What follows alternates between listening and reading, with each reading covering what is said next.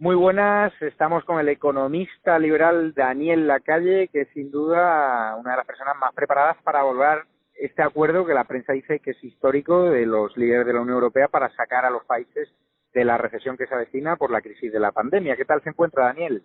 Muchas gracias, todo muy bien, todo muy bien.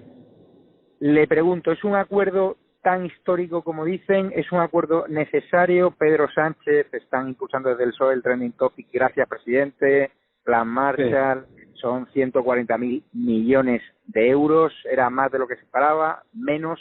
¿Cuál es su valoración? Bueno, no es un acuerdo histórico, es un acuerdo como ya hemos visto en tantas ocasiones dentro de la Unión Europea, no es muy diferente al del Plan de Recuperación y Empleo del año 2009, que ya sabemos cómo funcionó, ni tampoco es muy superior, por ejemplo, al Plan Juncker. Por lo tanto, no es que es un acuerdo positivo, porque da una serie de mecanismos para afrontar esta crisis, pero tampoco es la panacea. No es un Plan Marshall, ni es un éxito de Pedro Sánchez, ni mucho menos un éxito de Pedro Sánchez, porque entre otras cosas se vuelve con menos subvenciones, con menos cantidad de la que había dicho, y además con condiciones y con derecho a veto, con la famosa cláusula de control por parte de los socios miembros. O sea que yo creo que ni tanto ni tan agresivo. Ahora también están lanzando una campaña contra Pablo Casado, porque dicen que él no ha colaborado en nada en este acuerdo histórico. Usted forma parte de su comité asesor, es una de sus personas de confianza en temas económicos. ¿Qué le parece esta estrategia del PSOE de aupar al presidente y defenestrar al líder de la oposición? Bueno, siempre es la misma, ¿verdad? O sea, el PSOE lo que tiene que hacer es disfrazar un fracaso absoluto en el Eurogrupo, en la gira por Europa, en las negociaciones, creando una historia falsa. La primera, que no ha recibido el apoyo del presidente del PP en cuanto al Fondo de Recuperación, completamente falso, porque no ha recibido nada más que el apoyo del presidente del PP. De hecho, el secretario general del PSOE, el presidente del gobierno, no ha recibido el apoyo de sus socios del socialismo, los suecos, etcétera, los daneses, ¿no?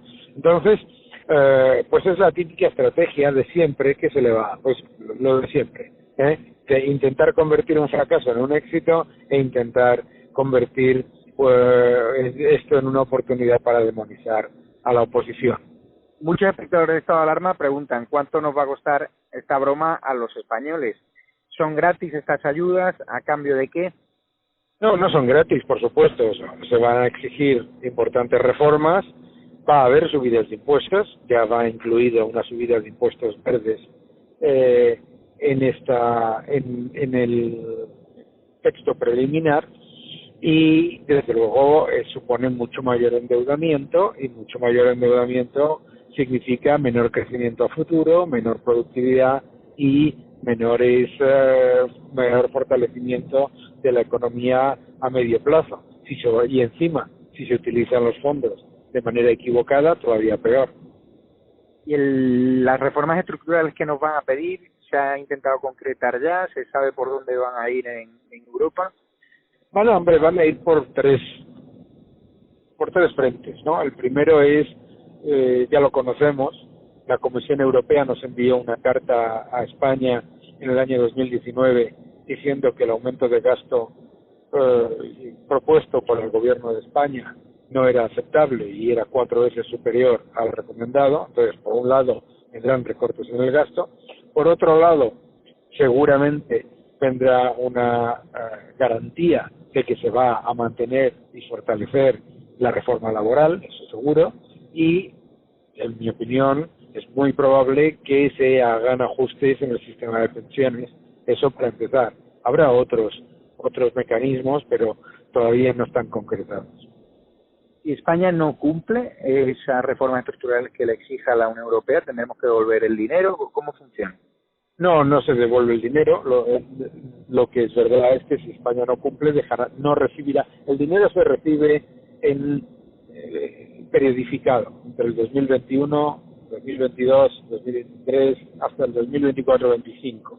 Y además va en aumento, es decir, primero se recibe una cantidad muy pequeña, menos de 5.000 millones, luego en el año 2022 una cantidad de unos 22.000 millones entre España e Italia, y la cantidad más importante se recibiría entre el 2023 y el 2024. Eso está hecho precisamente para monitorizar y para saber si los países están cumpliendo con los objetivos y con sus compromisos. Por lo tanto, imagina, por ejemplo, que recibiésemos esos 3.500 millones en el año 2021 y los dedicásemos a gasto clientelar y a gasto político, como pretendía el vicepresidente Iglesias y el presidente del gobierno, pues entonces no recibiríamos los 22.000 del año 22 ni el resto, ¿no?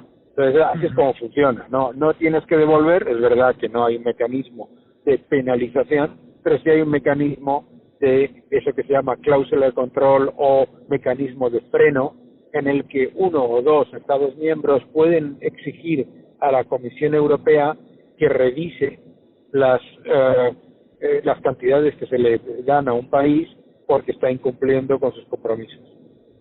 La última pregunta, ¿la crisis económica que viene es más grande de lo que esperan los españoles, de lo que espera el gobierno, y cuándo vamos a salir de esa crisis económica? Va a ser más grande porque en general yo siempre me da la sensación que en este año estamos un poco como estábamos en el año 2009 a nivel de mentalidad general. En el año 2009 estaba esta idea de que la crisis era algo sobrevenido, que no iba a durar, que iba a ser corto e indoloro, y estamos en esa pequeña burbuja. Yo creo que en septiembre, octubre vamos a enfrentarnos a una realidad muy dura, que es el empeoramiento de las cifras de empleo y el cierre de tantas empresas uniéndose al final de los ERTEs. Entonces eso va a generar en mi opinión, riesgo de una caída muy importante del consumo y una caída muy importante de la inversión. Las estimaciones de beneficios empresariales y los datos diarios de actividad en cuanto a recuperación nos muestran que después del efecto base de mayo-junio, que obviamente fue muy importante por la reapertura de la economía, en julio ya se empieza a frenar ese proceso de recuperación previo. Y este tipo de planes, como los que se acaba de aprobar en la Unión Europea, debemos recordar que no son panaceas de crecimiento. Hemos tenido la economía de una estabilización muy profunda en medio del plan Juncker, que movilizó 600.000 millones de euros de inversiones, ¿no? Y, como decía antes, el plan de crecimiento y empleo del 2009 de la Unión Europea, nos gastamos prácticamente el 2% del Producto Interior Bruto de la Unión Europea en planes de estímulo, se destruyeron 4 millones de empleos, ¿no? Y claro, la salida no debería ser una subida de impuestos, porque los países del entorno europeo están haciendo todo lo contrario, ¿no? Todos los países de nuestro entorno, incluidos los países con fiscalidades más agresivas, saben que subiendo impuestos no se sale de la crisis. O sea, y nosotros tenemos la evidencia. El gobierno de Sánchez ha subido los impuestos al trabajo en el año 2019 y en el año 2018 y se ha destruido ingresos fiscales como nunca, y además se ha destruido más empleo. Por lo tanto, los países lo que están haciendo es, sabiendo que tenemos un enorme espacio fiscal concedido por la Unión Europea para fortalecer la economía, saben que tienen que bajar impuestos porque si no, no van a traer capital, empleo y mejora el tejido productivo. Saben que las empresas no van a poder pagar más impuestos y a la vez recuperarse cuando se estima que los beneficios empresariales no volverán a los niveles del 2019 hasta el año 2024.